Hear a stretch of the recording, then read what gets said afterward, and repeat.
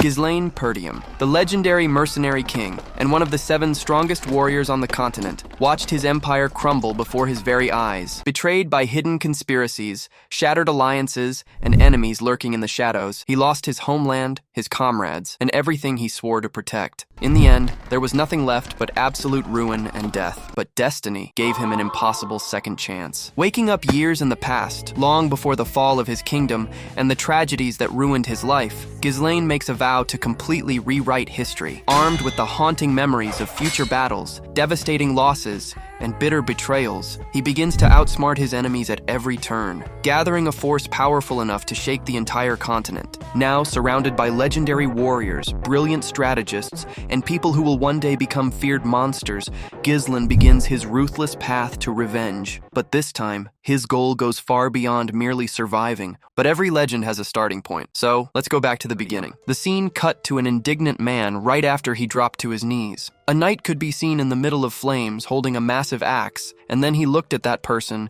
and asked if he liked it. The man ground his teeth, asking if this was that bastard Ghislaine and whether he knew about his plans. While walking toward him, Ghislaine answered that was not all. He also knew exactly how many there were, and even who the spies were that helped with the reinforcements. Then it cut to the man in the palm of his hand while Ghislaine said he knew everything. He looked at him with indignation, saying there was no way, as he always had a card up his sleeve. Then he started screaming, asking how a useless piece of trash like him could, but right after, he was interrupted by a kick to the face. While he fell, the knight told him to shut up, then took off his helmet and said he would win this war and the next one every single time. And then, our hero answered with confidence that he had all the plans. The scene went back 1 year earlier in the kingdom of Lutania. Our hero was trembling. He got up, asking himself if he was alive, but then was startled. There was no way. Just a moment ago, he had been. The scene cut to a sword flying far away and falling right behind our hero. He was defeated and furious until suddenly a cut opened across his chest. The other knight was mocking him, asking if this was how a mercenary king was going to die. And then he said the war was over, that he was one of the 7 strongest on the continent. Right after, he asked if Ghislaine had a last word. He answered no, then looked at the knight and told him to die. Ilan, the knight, gave a smile, calling him arrogant, and started asking if he had left his family after his sister died. Ghislaine asked how he knew that, as they were from a different kingdom. Ilan answered that he had worked long ago trying to find him, and that it was them who worked with House Delphini to destroy his family. Our hero had no reaction. What did he mean by us? He could not believe there were other people behind it. Then the knight said there was no reason to explain since he was going to die soon. Ghislaine screamed, calling him a bastard, and said he would never forgive him. Ilan just laughed, saying he believed what he said, then suddenly drove a horizontal strike, finishing our hero. The scene returned to our hero gripping his neck, sweating cold. He asked himself if all of that was a hallucination, then looked around, asking if he had been used as a lab rat, until someone in the back called out, "Young master!" It was Ricardo, a soldier of Perdium, calling him. Suddenly, our hero pointed a sword at his neck and said he would let him live if he answered his questions, or maybe he could decide not to. The soldier was stuttering and sweating cold, and asked if he did not think this was crossing the line. He only had to say he did not want to go. Ghislaine asked what he was talking about, so the soldier let him go and answered that he was tired because of his tantrum earlier. Ricardo kept explaining that he had been throwing a fit about commanding the group to attack the orcs. Our hero had absolutely no idea what was going on. He started asking what kind of nonsense this was, but Ricardo just ignored it. Then, Ghislaine asked where they were going.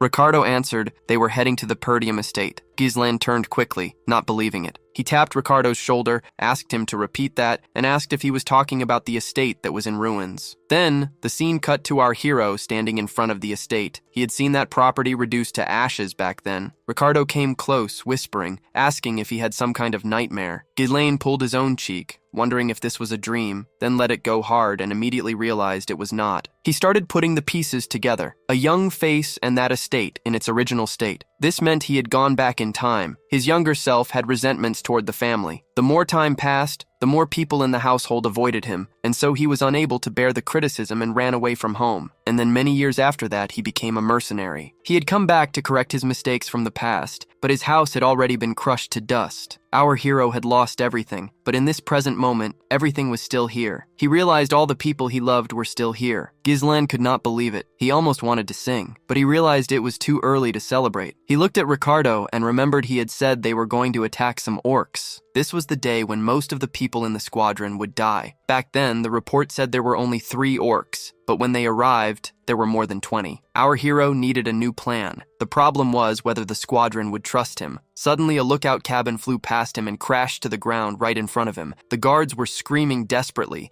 as it was the orcs, and they were already charging full force at the guards. Ghislain had not expected them to arrive this fast. Meanwhile, the orcs were already causing damage. One of the guards screamed for them to get into formation. That was the attack squadron commander. Suddenly, one of the orcs attacked him, but he dodged by a hair, realizing there were far more of them than had been reported. Skoven, the commander, looked back as someone called him. He lost focus while the orc was loading up an attack. Someone was approaching at high speed, until suddenly our hero tapped the commander's shoulder and pulled him out of the way, advancing at the orc. Skoven was confused. The goblin was about to land a hit until our hero struck its fingers and cut half its arm off in seconds. The commander was standing there with his mouth open, and the guards were also stunned. The goblin had been cut in half, and right after, it dropped in front of our hero. He lamented not being able to use mana, then spun his sword to sheath it and started approaching the commander while he stuttered. Ghislain extended his hand, asking for something. The commander apologized, saying he had not understood. Then our hero looked at him and asked for command rights. The commander could not believe that idiot, and right after said he could not do that. He started walking away, explaining he could not hand over authority given to him by the Lord himself so easily. Our hero was irritated, even though he would have done the same. When suddenly another orc was approaching, the commander screamed for him to fall back, as he was far too inexperienced to command his troops. Then Ghislain decided he had no choice. Suddenly, he launched his sword toward the commander. The commander went absolutely crazy, screaming, asking what he was doing. He kept screaming like a madman until he noticed something. The sword had hit the orc directly in the forehead. The orc's eyes were already rolling back, defeated, and then its back slammed into the ground. The commander was impressed, asking how he hit the weak point. Our hero asked Skovan if he knew what the most important thing in battle was. Meanwhile, the soldiers were terrified,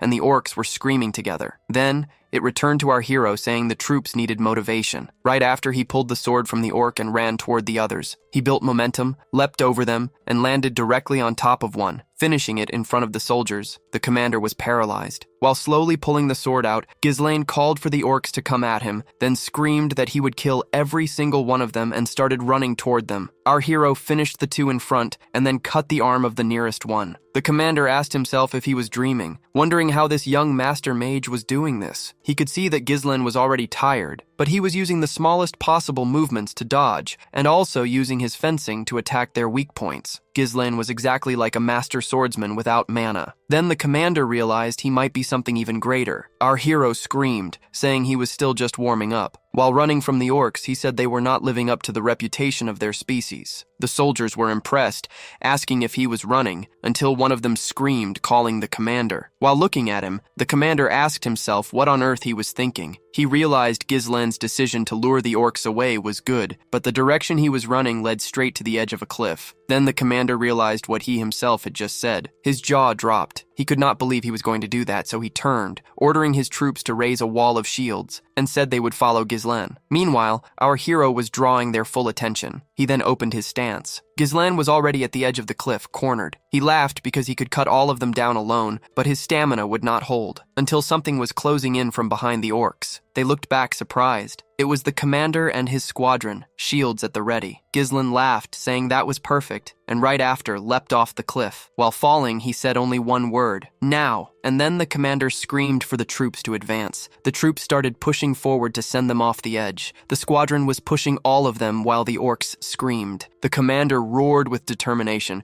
until finally all the orcs were falling. Our hero could be seen hanging, when suddenly all of them slammed into the ground. The soldiers were out of breath, but they had done it. The commander then screamed, calling out to the young master. Our hero was hanging with his sword driven into the rock. He looked at the commander, laughing. The commander was speechless and stunned, until he laughed too, and right after extended his hand. But our hero could no longer hold the sword, until suddenly he let go and started to fall. The commander went cold. When the scene cut to a girl saying something, our hero was speechless, asking if that was Helena. Only fragments were visible. The first asking if Mama had gone, then her thanking our hero, then screaming, asking what was wrong with him, and finally her calling him the worst brother possible. Our hero stood still with his hand extended. He looked at the fragments, asking himself if these were his memories with Helena, until suddenly someone grabbed his shoulder. It was his sister screaming for them to go together. Right after, our hero woke up. He was in a room in silence. Ghislain was alive, Apparently, they had managed to save him. He got up, asking if that had been a dream, until suddenly he felt sharp pains all through his body. Then he realized those must be the consequences of pushing his body to its limit. When someone opened the door calling him master, it was a girl asking if he was awake. Our hero looked at her, calling her Berlinda, and then he turned and started telling the truth. He explained he had died and come back to life. She answered yes, the orcs had almost killed him. While he said that was not what he meant, she cut in, saying Perdium was in even greater danger now. Then she started lecturing him, telling him not to keep putting on a show, and asked what he would do if he was so injured he could not go to the festival. He looked at her asking, "Festival?" She asked if he had forgotten, as Helena had been waiting for this day to go to the festival with him, and said this would be a great chance for them to get close again. Our hero looked at the photo of the two of them. In his past life, he never had time to enjoy festivals because of the traumatic experience, so he asked how long until the festival. Berlinda answered about a week. Our hero kept looking forward, considering that 1 week, until suddenly someone appeared at the door asking if he was in there. Then he turned, and the memory of his sister asking him to come with her appeared. 1 week later, Helena would die, so Ghislaine ran to embrace her. Berlinda was stunned by him. Helena started asking what had come over him and what kind of joke this was. He answered that he had missed her. Then suddenly she told him to let go and said he was scaring her. Ghislaine asked himself if she had always been this strong. She said Berlinda had told her to stay there, and did he really think that would solve anything? And then the image of our hero telling her to get out of there appeared. Ghislaine asked if he had really said that. Then he remembered he had not been close in his past life and apologized. Berlinda was stunned. Helena said she heard an orc had smashed him in the head and it seemed true. And then our hero screamed, saying he had killed every single one of them. Suddenly he felt sharp pains throughout his body. Helena mocked him, saying maybe that was why he was being so polite. And then Helena and Berlinda started laughing. Ghislaine was on his knees in front of the two of them. He stayed quiet with a faint smile, asking himself why he had wasted so much time on useless things in the past. At the festival, he had rejected Helena's invitation. That had been the last time he had seen her, and afterward, he had only found pieces of her alongside her bodyguards. He pressed his chest, saying he should have stayed with her, when suddenly someone knocked asking if they could come in. It was his bodyguard. She asked if something had happened. They answered the servants wanted to know if she could supervise their work. Our hero asked himself why they had asked her. Berlinda explained that he would never know, as after all, he was always wandering off, and they had so few servants that Helena had to work. Helena was already saying her goodbyes in the back, and then Ghislaine asked to go help too. Helena turned around stunned. The two of them were startled. He had really hit his head. The scene cut to outside the house. The servants were scared for some reason. Helena was pushing him, saying he could help by staying far away from trouble. Meanwhile, he was analyzing. Her body had been found far from the festival. Maybe someone had forced her to leave. To prevent that, he needed to know all the entrances and exits of the castle. Until a soldier came running and screaming his name. Ghislaine recognized that face. It was the old man Fergus, saying it was good to see him well. He had come after hearing what happened with the orcs. Helena said he had arrived at the perfect time and asked if he could take him to his room. He knew there was nothing to be done and that he would learn more about the castle next week. And then he asked Fergus if there was an abandoned training ground somewhere, and to take him there, answering that he wanted to go train. The old man stared at him,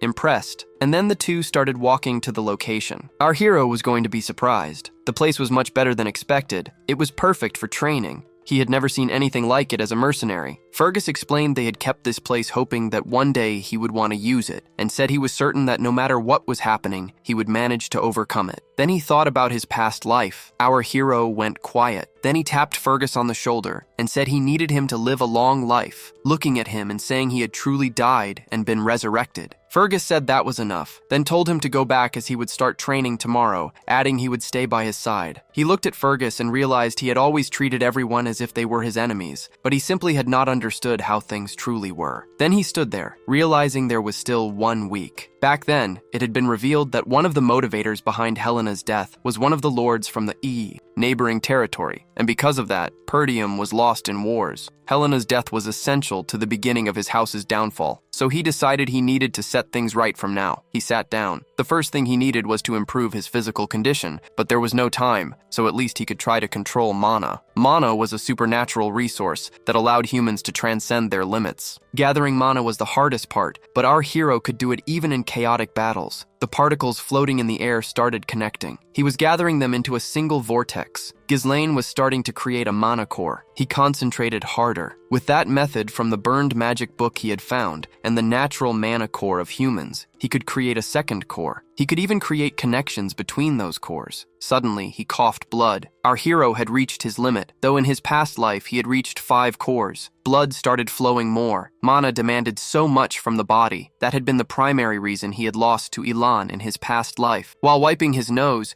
he concluded this should be enough for now. He got up declaring that this time he would defeat Ilan, and even those bastards who were behind House Delphini. They would all be killed by him. 1 week later, on the day of the festival, Gislan fastened his belt, then his holster, and walked toward the festival. His sister was impressed and asked if he had really come, and if he was still out of his mind from the hit he had taken. She said he had been very different lately and that she heard he had been training all week. He asked what was wrong with that. She answered he never used to care about such things. Gislan listened to her words like they were punches. He used to always say his father was a bore. But anyway, she said she liked how things were now, and that it seemed like his old self had come back. Our hero stayed quiet without saying a word. He had realized that because of his actions, his future had started to change. Berlinda was telling the guards to be careful in case Gislan caused trouble. Meanwhile, he realized the impacts of his decisions were difficult to predict, and so he needed to respond to every action in the best possible way. He touched his holster and said his preparations were done. The scene cut to the 2 buying bread. Then he was being dragged along by Helena. The stars were already in the sky above the castle. Helena said it had been fun, but was a little boring since it was the same thing every year. Our hero realized the festival was ending, but nothing had happened yet. He looked at his sister while someone asked if she wanted to see other areas too. From what he knew through some friends, there were some new things in other places, so Helena agreed, saying that would be good. Gislan concluded it was those 2. They were the traitors of the house. The 2 guards had been the most trusted. They had protected her since birth, until they arrived at the location,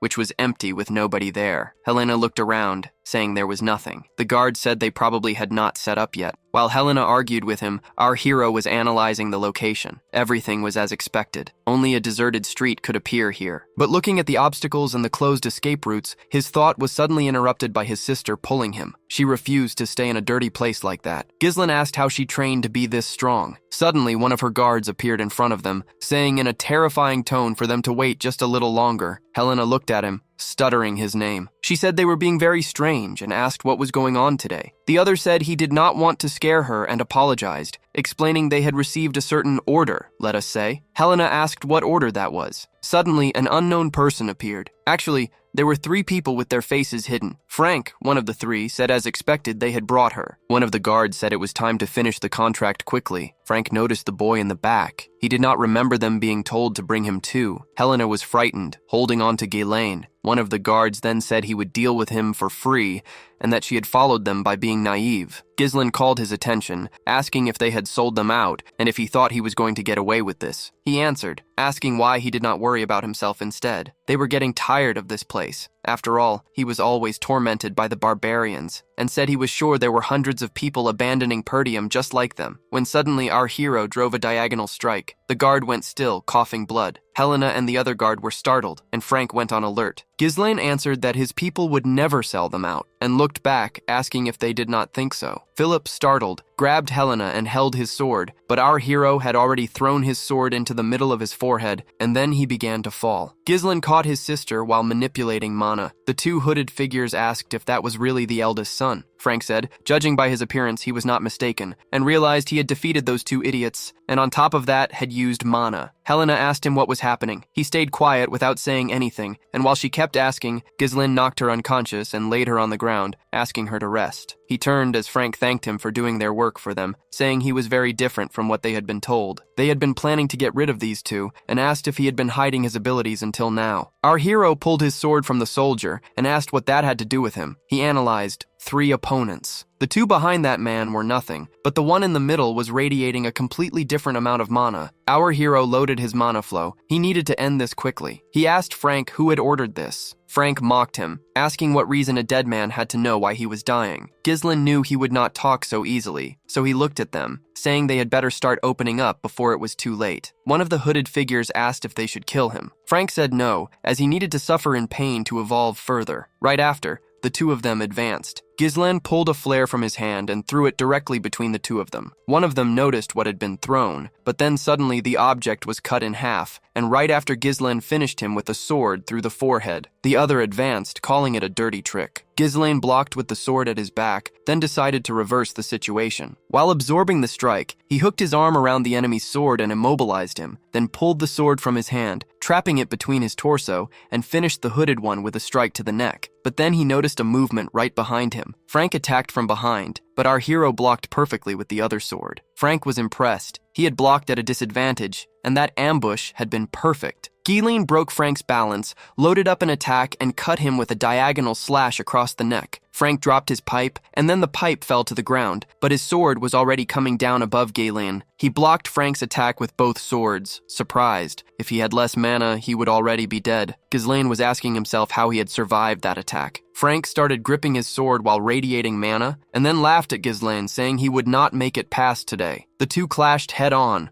while Frank said he was not going to beat him with that dirty mana. Then he screamed again, saying he was not making it past today. Our hero was smiling. Frank could not believe he was still going. Suddenly, our hero broke Frank's balance, braced against both swords, and drove a spinning kick straight into his chin. The two separated. Frank was laughing, saying he knew that useless mana would not work, when suddenly he felt a sharp pain throughout his body and dropped to his knees, coughing blood. He asked himself what had just happened. The power of his attack had changed. Ghislain said he had never thought there would be a truly skilled culprit like him, and that now he knew Frank was guilty of her death. He then told him to get ready. Third core, release. Frank ground his teeth, asking how he had refined his mana this much. In the blink of an eye, Ghislain was already right in front of him. Frank was genuinely stunned by that speed, and then the two entered a barrage of consecutive strikes until Ghislain loaded up his attack and connected against Frank's guard with both swords. Frank's hands were already going numb from the pressure. His sword was starting to crack, and then our hero broke his stance. It was as if Ghislain had become a completely different person,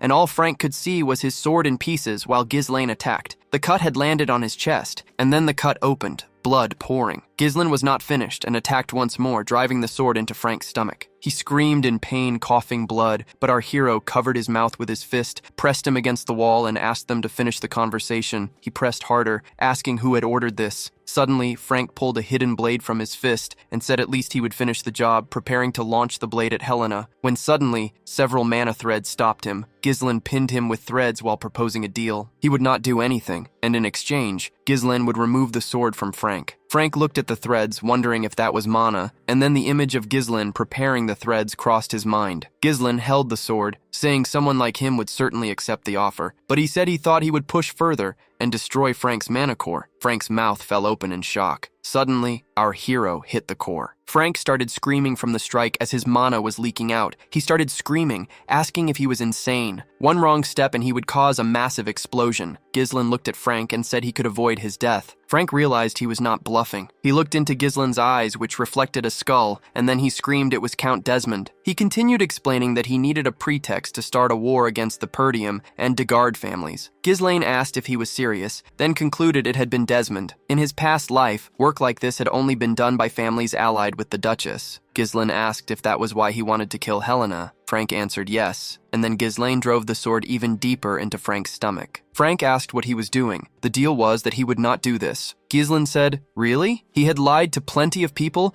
and thought he had the right to expect honesty in return? Then Ghislain was startled by Frank laughing. Frank screamed that nothing would change by killing him, as he had already finished his work. But Ghislain cut him off with his hand over his face and said he would tell him something. He had died and been reborn in this body, and now everything would be different. And then Frank screamed as the core began to explode. A purple lightning bolt could be seen shooting into the sky, when suddenly it exploded like fireworks. Ghislain had finished Frank. The other two were on the ground, and the guard had also been dealt with. Ghislain turned quickly. He looked at the sleeping Helena, then dropped his sword. He looked at her breathing, relief washing over him, until he felt something and dropped to his knees, vomiting blood. Exploding 3 cores had drained him, though in his past life this had been simple. He then ran to a door, kicked it open, and entered. He looked at the bodies on the ground. In his past life, there had been more bodies besides Helena. He remembered a noble staring at an eagle figure. It was the guard's son. That was how the guards had hidden and blamed those two for Helena's death. Ghislaine remembered that the moment this was revealed, the war would start. So he decided to erase the evidence, and while leaving the burning house, he carried Helena on his back. But someone was watching from a tree in the distance and vanished in the blink of an eye. The scene cut to an informant in a circle of people complaining about the failure. The hooded one was kneeling, then said it was all Ghislaine Perdium's fault. One of them asked if that was that useless bastard from the north, then said he was certain he was well aware that Ghislaine was useless. The hooded one said he was completely different from the information and rumors they had received. Then a series of images played of our hero massacring those sent on the mission. One of the hooded figures said they had already handled things with Degard, so starting a war would not be a problem. Then an uproar broke out in the circle about the delay that had been caused, and everyone ordered to eliminate him. The scene cut to the hooded one in front of a man on a throne. He asked what kind of chance he desired. Then the hooded one shouted with confidence that he would get rid of Ghislaine and said he had someone in mind. Everyone there asked who it was. He answered the name was Cain Loges, famous for his strength-based fencing. Despite being young, his strength was inexplicable, and he added that Cain was Ghislaine's cousin, so it would not be difficult for them to meet. Everyone went quiet and attentive, and then the leader said that if he failed again,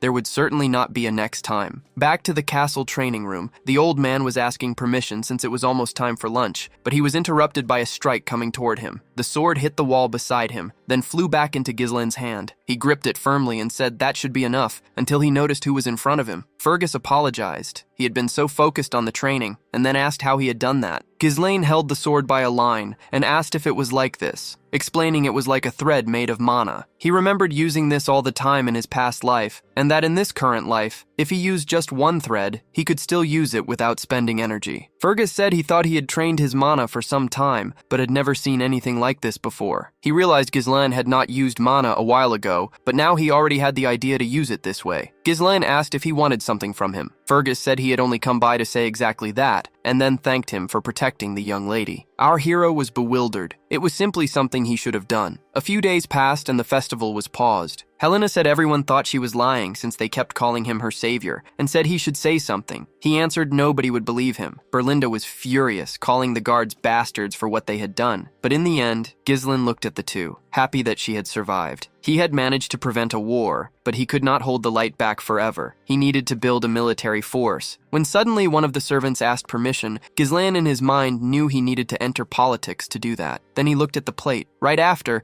he had no idea what was happening, and asked Berlinda why they were having dessert first. She said it was not dessert. Suddenly, someone shouted from the window. Citizens were screaming for them to compensate the damages caused by the festival cancellation. Then several citizens were at the gate screaming. One of them demanded they appear, and the guards told them to calm down. Ghislaine went outside, asking what on earth was happening. Berlinda said she knew they would do this. She explained the county was full of merchants living off the festival profits, but since the festival was canceled after just one day, it made sense they were angry. Our hero asked if the county's situation was really that bad, then turned, knowing this was not good, and they would get even more aggressive if nothing was done. So he asked what the soldiers were doing. Fergus told him to calm the crowd. Fergus smiled and said they had none. He explained that most had been sent to the post in the monster forest. Perdium was always at war because of the northern barbarians. And then our hero turned, indignant, and pulled Berlinda, saying they were going to talk. He asked if she was the one managing the money, and that they would use it to calm the merchants. She smiled, answering there was nothing. Then he asked why. She answered the count cut ties with them because he would not stop spending money. He quickly realized he had no money at all, completely broke. He asked Berlinda to lend money, but she answered she had nothing. Ghislaine sat by the window. No money, no soldiers. What did they have? Without money, he could not do anything, so he needed money. Suddenly, someone came running through the corridor and appeared at our hero's door. It was Ricardo, who had arrived out of breath and then said they had a problem. Cain wanted to see him. Ghislaine looked at him, asking, "Cain?" The scene cut to the injured commander. Suddenly, a punch hit him across the face, and another was about to connect, hitting directly into his chest. The punch had dented his armor until Ghislaine opened the door as the commander fell at his feet. He was asking through tears if the young master had arrived. Ghislaine stood there without reacting until he heard someone say, "There you are," and the two stood face to face. Cain greeted him, saying hi. Ghislaine stayed quiet in front of him, but he remembered this person. He was the heir of the Loges County, with whom they had an alliance. That was Cain Loges. He had been his only friend back then, and also his only enemy. The hooded figure was right in the back. Ghislain asked Ricardo what was happening. Ricardo answered they had called it a disturbance occurring inside the tavern, and so they found Kane with his escort. And then the commander had explained the details of the rumors about Ghislain to Kane. When suddenly, Kane grabbed him by the mouth and asked how he dared to lie to the heir of Loges. Then back to Ricardo explaining, "Now this is what you are seeing." Kane screamed that if he had something to say, he should say the truth. That man had told him he had dealt with the orcs with his own hands, and that was why he had given the commander a few slaps to see if he would wake up. Then he got close to our hero and said this would not have happened if he had not lied. Our hero looked at him in silence. He knew Kane always treated him like a subordinate. Every time he visited Perdium, he always caused trouble. Even after so many problems, nobody looked down on him, unlike Ghislain, who always had an inferiority complex. And then Ghislain laughed. Kane stared at him without understanding. In his mind, Kane told himself that normally he would have charged after that many provocations. Sometime earlier at the Loges County, Kane was asking himself, "What? Kill Ghislain?" The hooded figure explained that if he managed to do this, a certain someone would help the Loges family. Kane said it was not difficult, but he was also an heir. How would he do it? The hooded one said they could make it look like he fell in a duel and simulate an accident, and said this was a once-in-a-lifetime opportunity, even for someone like him. Kane said he never thought he would have to kill his cousin, and right after got up telling them to go now. Back to Kane, asking himself if they wanted Ghislain dead just because he had changed, and then he laughed. Ghislain was confused, not understanding. Kane asked what he was doing. It was better to bring him something good. He said the festival had been interrupted, so they would take the opportunity to eat everything that had been prepared. He then looked at Ghislain, asking if he was wrong. Was he not, my friend? Our hero was certainly not paying attention to that, until he realized and asked if he was talking about that. Kane looked at him. Ghislain always had beer and women ready for him. Ghislain had promised that because he did not want to get hit, but that was not happening now. Then he remembered Berlinda saying they no longer had an allowance, until he stopped and realized something. He concluded it had been right there all along. Kane was his source of money. He was interrupted by Kane screaming his name, telling our hero to bring what he wanted right now. But then Ghislain got Kane's attention and asked if he did not have a debt to pay. The hooded figure did not understand and paid close attention. Kane asked what he was supposed to pay. Ghislain answered that he had always used his own money to serve Kane. Kane answered that was like paying for friendship. Ghislain said friendship his ass. He had been his servant for too long, and laughed, telling him to pay up now before he gave him a beating. Kane went quiet for a moment. Ricardo had already gone pale from what he had just said, when suddenly Kane stood up. He said he was starting to act very confident just because he had been going easy on him, and that it seemed like he really believed he had gotten stronger, but he was nothing but a parasite stuck to this land. Then he started clenching his fist and advanced, telling him it was better to go back to his place. Our hero stood still, when suddenly he dodged with minimal effort. Ricardo and the hooded figure were surprised. Our hero dodged once more and landed a left hook directly into Kane's ribs. Kane was completely stunned. Right after, our hero drove another strike, but this time Kane had defended. Ghislain made a face, and then Kane dropped to the ground. The hooded figure appeared beside him, tripping over his own words. Ghislain told him to get up. He knew he had blocked his attack. The hooded figure told him to step back while the tavern crowd was getting riled up. Ghislain then laughed, realizing this was his plan. Kane got up, asking if he had liked his performance. The hooded figure said it was excellent, more than enough to justify a duel, and then he pulled something from his jacket. Kane remembered the hooded figure said this would help his family, and then he lifted his glove, challenging him to a duel. When suddenly a glove hit him in the face, and then Ghislain challenged him to a duel. Kane looked at him as the glove fell. Our hero said he had insulted him and struck his knight. Ricardo was with the fallen commander, and then our hero asked if he would not refuse the duel, right? Kane started going serious and quiet, then laughed, saying he knew he was crazy, but not enough to dig his own grave. He grabbed his sword and accepted the duel, pointing at him and telling him not to regret it since he could die. The sword was right in front of Ghislain's chin until he called Ricardo. While Ricardo watched, Ghislain ordered him to bring all the merchants protesting in front of the castle and told him to say they should bring plenty of money. The scene cut to several tourists who had come for the festival. They must have been in a state of complete combustion for not being able to spend money and time at the event. So Ghislain concluded this was the perfect opportunity. The citizens and tourists were screaming right behind. Kane and Ghislain were at the ready. The merchants were getting excited selling food and drinks for the spectacle. One of them was even selling bread for 3 times the price. The fat one screamed for them to form a line and place their bets. Several were betting on the young master Ghislain, until Cain drove his sword into the ground and asked how he dared to turn something so sacred into a betting parlor, adding his sword would not stop attacking until he surrendered. Our hero just stayed quiet as usual. After all, that was what Cain and the hooded figure wanted. Then he said it seemed like enough people had gathered to begin until the hooded figure got his attention. He said he could not imagine there was a betting scheme happening right here. The citizens were confused by that statement. The fat one said nobody had bet on Ghislain. Our hero looked back. To be fair, the result should not be so obvious. Cain laughed, saying even the bookie was ignoring him. The commander appeared, asking if they could change the bet to see how long the fight would last, then dropped a full bag of money on the table and said he would bet on the young master. Ghislain lifted a faint smile. Suddenly, an even bigger bag dropped on the table. Helena and Berlinda said they would bet on him too. Ricardo was stunned by the two of them. Ghislain looked even worse. The citizens asked what Miss Elena was doing. She asked if it was enough, and the bookie said excitedly that it absolutely was. The hooded figure turned, furious. Cain could not believe they were making him wait when they were going to lose anyway, and then Ghislain said he was the older one, so it would not be wrong for him to make the first move, and started pulling out his sword. He spun it to grip it, finally drew it, and then called out to Cain. Cain went quiet, staring at him, then started positioning himself for the attack until the bookie screamed for the duel to begin. Cain advanced with a leap, already in the air, gripping for a vertical attack, until he came down with everything attacking our hero. Ghislain felt the impact. Cain said it was too late for him to regret anything, and then he broke Ghislain's stance. He threw the pommel of the sword in his direction, but our hero dodged. Cain was already ready to take advantage of the movement and deliver a kick,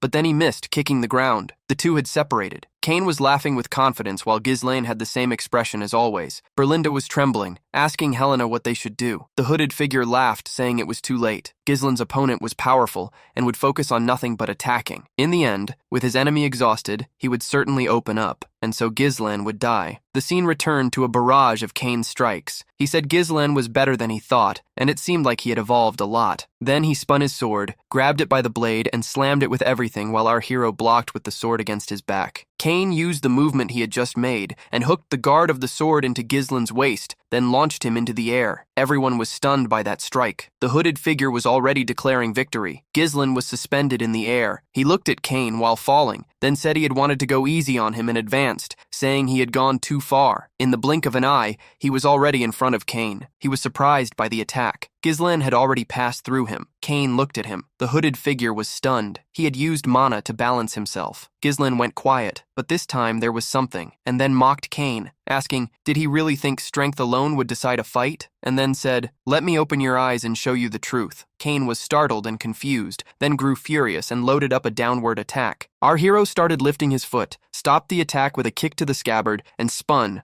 dodging the second attack, then fell, defending every attack until he reached the ground. Cain screamed and attacked again, and once more Ghislain dodged his thrust, stepped on top of his sword to immobilize him, and right after loaded up a diagonal attack which connected at Cain's neck. Ghislain stood quiet looking at him. Cain was frozen while all the cuts started to open. The crowd went absolutely wild. Everyone started screaming, asking what had just happened. Helena was completely calm without a single worry. The commander gave a faint smile. The hooded figure was already losing his mind. Cain realized that strike could have cut straight through him, and wondered how this kid had evolved this much in fencing in such a short time. He was on his knees in front of our hero. Ghislain looked at him one more time, and then decided to throw his sword away. While the sword flew, he explained that a gap in skill like this would never bring entertainment to the crowd, and now he would fight using only his fists. Cain went absolutely furious. Our hero answered he thought it was a way to educate him after all. Nothing better than learning by getting punched was there. Cain asked him, educate me? Our hero said yes, since he was no match against him in fencing, and so he would bet another 2,000 gold, double the initial pot, that he would win. Everyone started going wild. The hooded figure had his mouth hanging open for half a minute. He laughed, thanking him, daring to challenge Cain with fists. The bookie called for additional bets. While the two stood face to face, the crowd started betting. Our hero was already composed and confident. Cain was starting to laugh, and then he grabbed his sword, pulled off his cape, and right after attacked,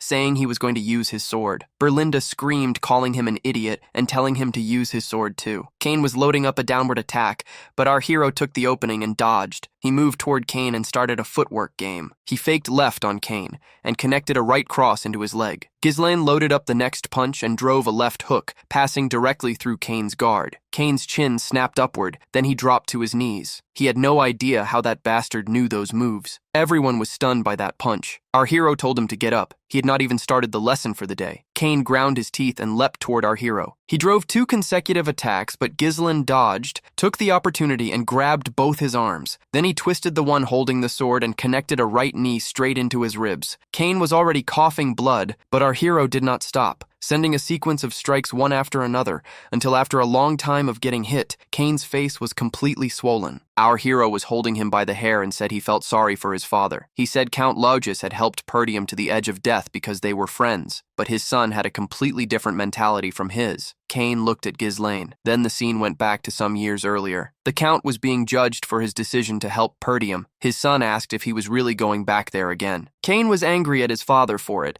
and then told him not to go. His father had his back to him and said, "Because we are friends." Cain froze, remembering what his father had said while Ghislaine was about to attack. Cain closed his eyes, but nothing happened, and he opened them. Our hero extended his hand, calling him to get up. Cain was right in front of him, then he lowered his head and admitted his defeat. Everyone there was stunned. The hooded figure could not believe it until the young master's victory was announced and everyone cheered. The 4 of them were happy about the win. The hooded figure was running toward Cain and screamed, asking how he could admit defeat so early. He turned and told him to leave, as he did not want him anymore. The hooded figure had no idea what to do. Our hero appeared right behind him, laughed, saying he would fulfill his duty now. The hooded figure did not understand anything, and then Ghislaine shouted that he had volunteered to pay for all the food and drinks they ordered today. The hooded figure was shocked at what Ghislaine had said, and screamed, saying he had not agreed to that and refused. Our hero tapped his shoulder and said that was the value for having asked, and that he surely had all of it in his pocket. He started pressing his shoulder, adding if he ran, well, he already knew what would happen. The hooded figure was terrified looking at him, then walked away, leaving the 2 of them there. The scene cut back to the castle the next day in our hero's room. Suddenly, a chest was thrown to the ground. Our hero opened it, surprised by so much gold. With that money, he could hire a small group of mercenaries, but it would take a long time to bring returns, so he had to be careful. Berlinda and Helena appeared right behind him. He turned, asking what was wrong, then his sister asked where he planned to spend the money. He asked if she wanted some, but actually she just wanted to know. Berlinda answered it was obvious where he would use it, as very soon it was Miss Amelia's birthday. His sister then said he had done all of this just for his fiancée. He turned quickly, asking if he had a fiancée. Berlinda said he did not need to be embarrassed,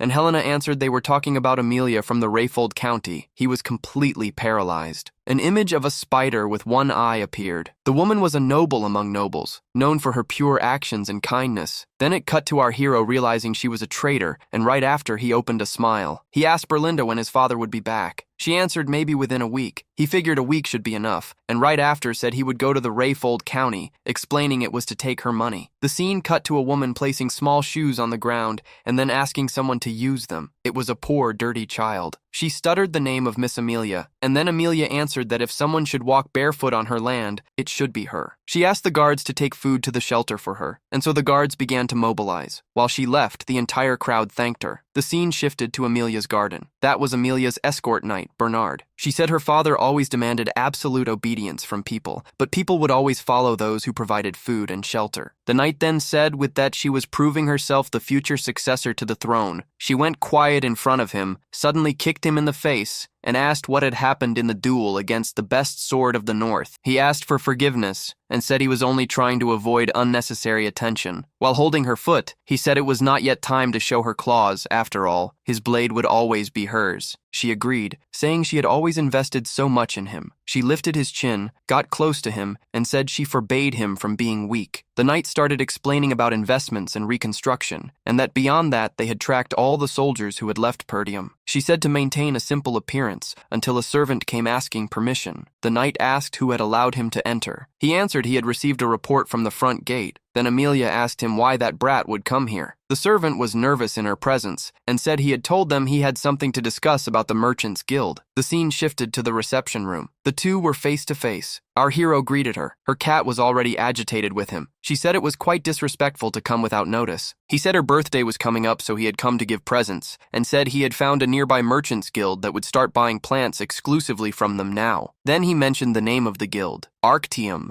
was it not? Amelia already looked at him with disdain, got up and said she did not know what he was talking about, and that now that she had received his present, she would be leaving. He called her by name and told her to sit. She was startled by that order. The pressure was so intense the coffee cup began to shake. He was a guy who could barely talk to women, so he said they would get straight to the point, asking for 10,000 gold. She looked at him without understanding, indignant that he had come to ask for money. Our hero then asked if she was not planning to get married. She looked at him, sensing the difference. He continued talking about her plans and the secret construction of power in Rayfold, but was interrupted by the cat screaming. It was completely agitated in front of him. Amelia said not to even speak of that, even as a joke. He said he would keep quiet, but could not hold back without something in return. When suddenly, she called someone at the door, and Bernard appeared right after, greeting the young Lord Ghislain. Our hero knew who this guy was. He was always at her side. He was skilled with the potential to become the best sword in the north. And then he said that if he died there, it would start a war. Was she sure about that? She extended her hand mockingly, saying, "A bandit came to rob the population. That is what she would tell everyone," and without hesitating, ordered Bernard to kill the boy. Bernard obeyed, drawing his sword. Ghislain was already planning. After all, he had no choice. It was time to fight. Bernard and Ghislain were face to face. He laughed confidently in front of our hero until Ghislain noticed something. A strange movement happened while he was seated, when suddenly an assassin appeared from behind the armor and pierced directly through the sofa where he had been sitting. Our hero used the moment and spun, throwing the sofa upward, and then launched himself, landing a kick directly into the assassin's stomach,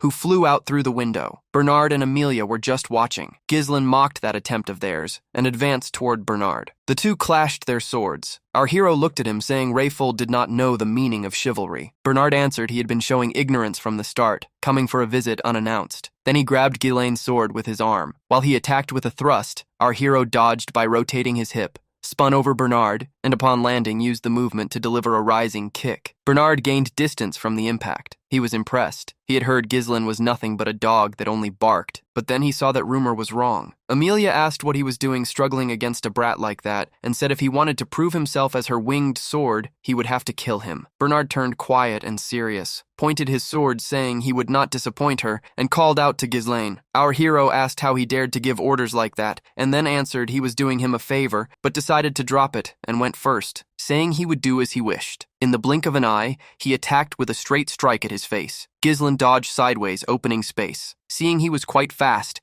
and did not hesitate right after, the two began exchanging a barrage of strikes. Amelia was speechless. How was that useless brat fighting evenly against Bernard? But there was something she was considering. Meanwhile, Bernard connected from the right on our hero's guard. Ghislain had blocked with the sword guard, broke Bernard's stance, and sent his sword forward. The sword was between Bernard's arm, and he locked it, immobilizing our hero for a counter. But our hero dodged by, throwing himself under his strike, and laughed because Bernard had used the same move twice. But then Bernard spun our hero. He had no reaction, going cold inside. Ghislain was exposed while spinning, and then Bernard positioned himself, saying that did not work twice, and threw Ghislain flat on his back to the ground. He coughed from the impact while Bernard was already driving a frontal attack, but our hero blocked with a low kick and got up, creating distance. He analyzed that Bernard was using mana for all of this. Bernard approached, saying he could see he was quite different from the rumors. He threw Ghislain's sword at him and asked if he had fought barbarians before, saying that fencing worked on the battlefield but not against him, confirming this would now be his end. Ghislain looked at him and knew this fight was going to be truly complicated. His movements and precise advances created confusion about reaction time and distance. Then we saw Bernard with bloodthirsty eyes, radiating mana. Our hero said he did not have much time. He needed to end this quickly, and so he pulled an imperceptible mana thread. Bernard noticed the thread too late. Something was rapidly approaching from his back, until suddenly the sword scabbard hit the back of his neck. While Bernard lost his footing, Ghislain used it to close the distance and connected a flying knee straight to Bernard's face. He was already dizzy from the hit. Amelia was screaming Bernard's name, and then our hero grabbed his sword right above him and drove a vertical attack back with the momentum of the fall. Then Bernard threw his torso against the sword and spun his elbow, pushing our hero back. The two were face to face again. Bernard told her to leave there calmly, as from this point on he would give his absolute best in this fight. Our hero said that was what he liked to see. It had been a while since he had an opponent this grand to entertain him. Amelia was running with her cat out of there. She asked how Ghislain dared to bring her such humiliation and who had leaked the information about the merchants. Judging by that boy's past,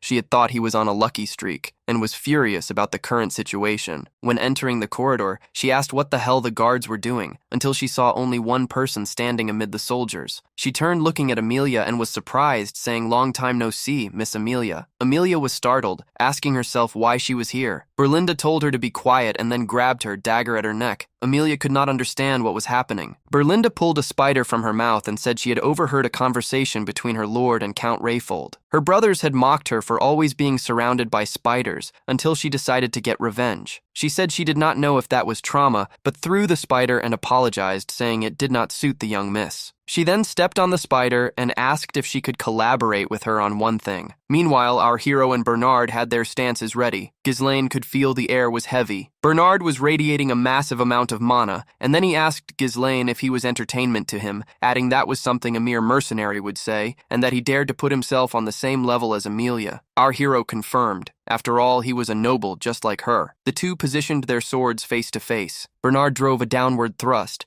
screamed for him not to insult his noble Amelia, and exploded, driving several frontal thrusts. Ghislain paid close attention to the sequence and started defending the barrage of strikes. One of them grazed his cape, another tore directly through the top of it, and the last one passed right in front of his eyes. Bernard kept advancing as if there was no tomorrow. Ghislain decided to end it quickly, correcting his guard, then struck Bernard's sword, opening his guard and drove a downward attack. Bernard corrected his sword stance, drove a downward strike and blocked Ghislain's attack. Our hero's guard was open right in front of him. Ghislain showed nothing. While attacking, Bernard asked for his last words, and then the two stopped. Blood suddenly poured. Bernard was paralyzed. Our hero had braced on his other knee, throwing his shoulder to redirect the sword away from his face, and then drove another upward advancing strike. Bernard realized he could not lower his guard for a single moment in this duel, but he threw Ghislain's sword down and used his open guard to kick his ribs. Bernard looked determined to show him the difference between them, and then our hero was thrown against the wall. Ghislain laughed at all of that. This guy really was his entertainment. He had powerful speed and could control the rhythm of the fight. He made it seem like their swords were stuck together. While Bernard advanced, he considered using his mana for something. He grabbed his sword and felt sorry having to do this to him, but there was something he had not noticed, his unique mana cultivation technique. So he advanced, saying, "Third core, release." He held his sword firm and threw it against Bernard's sword. Then the two seemed to lock together again until suddenly, Bernard's sword flew from his hand. He looked at the young lord, and while advancing, asked himself how he could have such explosive mana. The sword arrived at the tip of his forehead. Bernard was defeated while Berlinda arrived with Amelia. She told him to take the 10,000 gold and disappear from her sight. He looked at her and laughed. It would have been much easier if she had just given the money. He pulled the sword, pointing at Bernard, started walking toward her, and said he had bad news for Miss Amelia. Now she would have to give him 20,000 gold. After all of that, several soldiers were on the ground. Suddenly, a cup fell to the floor. Amelia had thrown it. Bernard was apologizing, acknowledging he was a powerful individual. She asked if Ghislain had changed. Bernard asked if she would like to report this to Duchess Delphine, but suddenly she slapped Bernard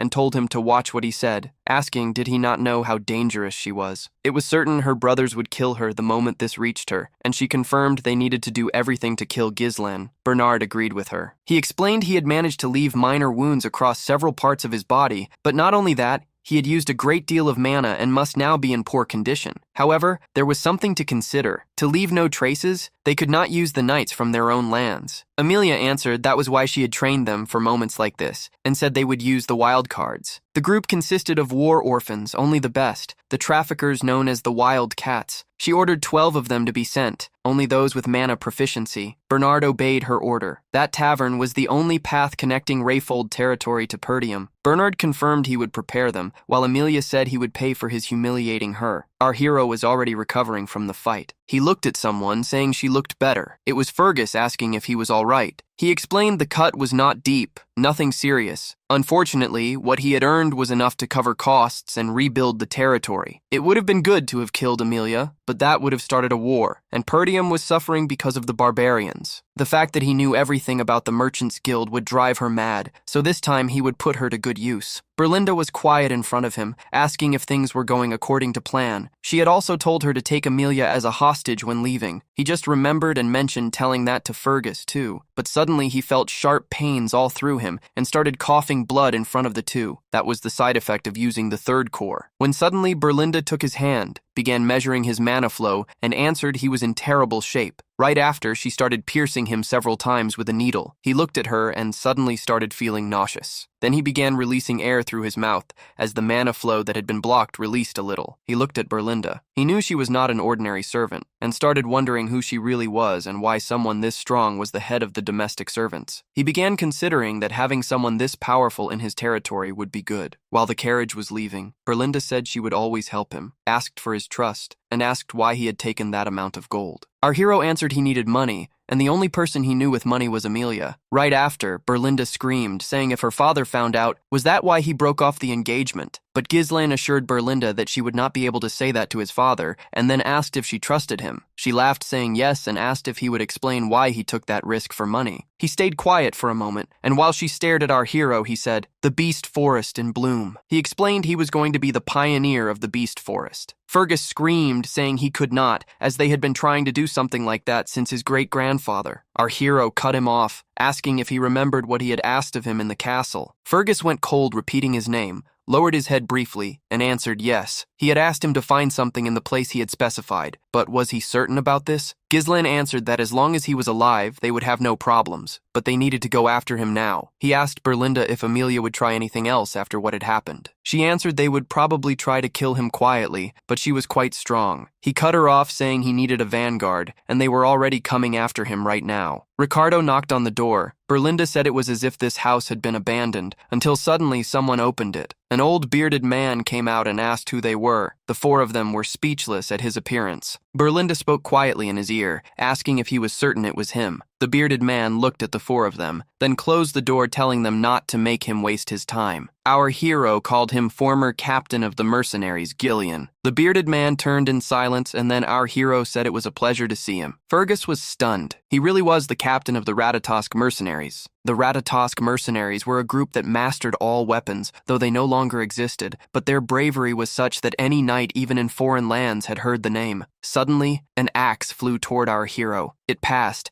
tearing through his cape. Everyone was startled. Then the bearded man extended his hand, asking if he knew him. The three were already shielding Ghislaine, while the bearded man radiated mana, and then he told them to say what he wanted. Berlinda told him to stay behind her. Our hero said quietly, "Eternal punishment." The bearded man was shaken by the phrase, and then Ghislaine said he knew the cure for the incurable disease his daughter was suffering from, and asked if that had his interest. He began to describe the disease: high fever, blood present in the cough, and red spots like flower petals on the skin. That disease was called eternal punishment because the patient seemed like a prisoner under sentence. The bearded man was screaming desperately over his daughter. He was kneeling, holding her while she screamed in pain. Our hero analyzed, seeing it was not too late. In his past life, Gillian had ended his own life after his daughter's death. Judging by his house, all his possessions had been sold to treat her. Then his daughter started saying it hurt so much. Ghislaine got ready to begin the treatment. Berlinda suddenly stopped him and asked them to step back. She said it was a disease that even priests could not cure. He ignored her and said he could cure her, then turned and asked if she had said she trusted him, right? She remembered and went quiet. Right after, he ordered Berlinda to get that list and told her to find all the medicinal herbs on it. Berlinda looked at the list. Ghislaine explained the process to himself. Despite being incurable, it would be a disease with a cure in the future. He began organizing the materials, and while pulling them out, he confirmed the only problem was the exorbitant cost of the ingredients. He pulled out a flower called Fairy Blessing, started cutting it, placing it tightly into a bottle, and then began pouring. He shook it, let it rest for a time, and then added the rest of the ingredients before mixing everything together. He showed it to the bearded man and told him to have her drink it, giving the medicine to his daughter. He held her in his arms, full full of hope until he laid her down. Her spots were beginning to disappear, and the pain no longer bothered her. Everyone was in front of her. Fergus and Berlinda were stunned as the red spots faded. He asked his daughter if the medicine had worked well. Ghislaine answered, as expected it had. He turned, asking how, as not even divine power had been able to cure her. Ghislaine explained their method was different from a fundamental cure. The bearded man was trembling. He dropped to his knees in front of him and asked if his daughter was cured. Ghislaine answered that within a few months, he guaranteed she would be cured. The bearded man was completely stunned, bowed before him, and asked what he would like from him. He answered that everything he had was this useless body, and screamed that if he needed him to be his dog, he would obey. If he needed him to be his slave, he would also obey. Our hero raised his hand and said what he needed was Gillian, the captain of the mercenaries. Gillian looked at our hero. Those eyes were the eyes of a dreamer. Then Gillian grabbed his hair and cut it with his axe. The ponytail dropped to the ground. Everyone looked stunned. Almost everyone. Gillian had become completely different from before, and then he turned and asked if there was anyone else besides those who had come with him, and if they could go after him. He answered no, only them. Gillian grabbed a spear while asking if there was anyone who held a grudge against him. Our hero answered yes, and that there would be more in the future. Gillian analyzed his spear while radiating mana, and right after threw it with full force at the wall, creating a massive hole. The spear had a rope attached, then it started pulling. It was being dragged out through the bushes until suddenly he pulled someone hidden in there, grabbed them by the neck, and asked who had sent them there. He stuttered, asking how he had found him. Gillian asked what Ghislaine wanted to do with him. He answered he did not want to use his blade that way, but then Gillian stopped him, asking to please leave it to him. Gillian squeezed the neck, and then a loud crack was heard from a distance. Sometime later, Gillian was bowing before him. Berlinda saw that he had shown no hesitation when it came to killing. He knelt, calling him young Master Ghislaine Perdium, and said from this point on, he, Gillian, would place his life in his hands. And then Ghislaine answered that he was eager to work with him. The scene cut to a cabin in the middle of the forest, where a secret meeting was underway. Hooded figures gathered together. In the middle of the discussion, the apparent leader demanded silence and said that they should lower their voices. Then it was revealed. This was Viego, captain of the wild cat traffickers. Reluctantly, the rest apologized. Viego then continued, saying that according to the information passed along, the protagonist should not have been able to find the reconnaissance unit, let alone kill them. He asked if the information was wrong, or if they were dealing with incompetence. His subordinate was reluctant to answer, but said the stocky old man had joined his group. This left the captain shaken. He grabbed his subordinate by the neck, asking if he was really certain of that. In desperation, he said yes, he had seen it with his own eyes. This left their leader tense, and he said, "He has finally started to move, my former captain." Meanwhile, the carriage was moving at full speed. Berlinda said it was suffocating in there. She kept asking if it was really necessary to bring that many weapons, and remained uncertain about the old man's identity. He stayed silent, while she complained that they had even had to buy another carriage because of it. Our hero then said it had been necessary to buy another carriage one way or another, so everyone could travel comfortably. He then thought internally that the rear guard was protected by his subordinates, but only told Berlinda to calm down. Everything there had a purpose, and all they needed to do was escape through this gap. The servant then asked if the scout they had caught was from his ex-fiancée, and he confirmed it. This left her apprehensive, because the mask he wore was a symbol of the wild cat traffickers, a very powerful guild in Rayfold. Our hero then thought that their main business was smuggling, assassination, drugs, human trafficking, and other things. Berlinda continued, saying they were all scum without distinction. However, they were skilled. Our hero, not being naive, questioned how she knew all of this since she had never left the castle. She then dodged the subject, saying they were just rumors she had heard before starting to work there, and ended the conversation saying they were persistent, so he needed to be careful. This made our hero confirm that everything would be fine because they had Gillian. The scene then cut to the exterior of the carriage, where two figures appeared to attack it. This put the stocky old man on alert, while the two attacked simultaneously. He then said it was an ambush coming from the ground while drawing a dagger and an axe, blocking and deflecting both attacks. Without wasting time, he swung the axe and finished one of the assassins. But the ambush continued, making two wooden logs fall onto the road, which startled the horses. Ghislaine said it was an ambush, as expected, while several assassins emerged from the middle of the forest. Their leader then said, "Former captain of the Ratatosk mercenaries, Gillian." This made him question the identity of the assassin, but he continued, saying the old man was nothing but a coward who had abandoned the group just because of his daughter. Gillian shot back, saying he had no idea what he was talking about. The assassin continued, saying he had ended up with a life he never wanted because of him, and in return, he had become so senile he could not even remember his former companions. This made Jillian grow thoughtful, but the captain of the assassins gave him no time to think. He told him to stop playing dumb because he himself was going to make him remember, while ordering all the assassins to attack. Our hero asked if he needed help, but Jillian said everything was fine. It seemed like both of them had business to settle, so he would be perfectly fine on his own, while loading up an attack, killing 4 assassins at once. Seeing that scene, the rest cursed him and kept attacking. All he did was alternate between the axe and the dagger, drawing it to defend and attack, driving a powerful axe strike down on an assassin, which split him in 2. The captain of the assassins was surprised to see how strong he still was,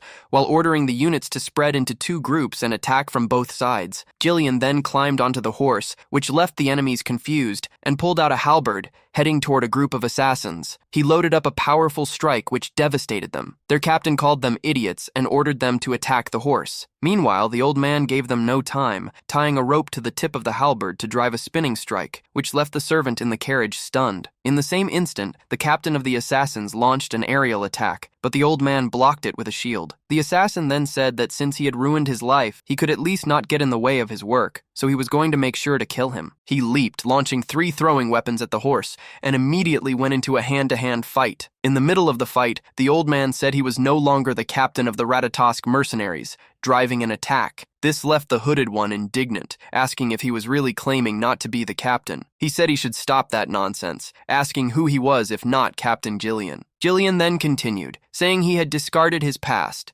and now he was nothing more than a subordinate of his lord Ghislain. This left the assassin furious, and he came forward with an attack, saying he would kill him at any cost.